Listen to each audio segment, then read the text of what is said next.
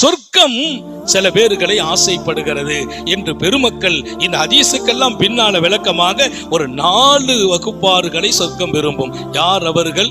யார் முதல் மனிதர்? குர்ஆனை ஓதிக்கொண்டிருக்கிறவர்கள், அவர்களை சொர்க்கமே ஆசைப்படுகிறது. அல்லாஹ் உங்களுக்கும் எனக்கும் தௌஃபீக் செய்வார். 2வது வகையினர்கள் ஹாஃபிதுல் லிசான், நாவை பேணி பாதுகாப்பவர்கள், நாவு விஷயத்தில் ரொம்ப கவனம்.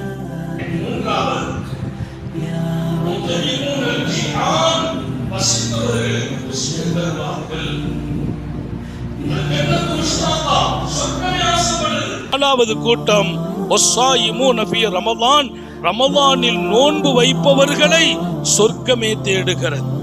நான் அல்லாஹ்ட்ட கேட்கிறது, நாளில் ஒருவராக இருப்பதுங்கிறதெல்லாம் இல்லை. 4 பேர்களிலும் நாம் இருக்க வேண்டும், 4க்கும் நாம் சொந்தமாக வேண்டும். அல்லாஹ் தௌஃபீக் செய்வானாக.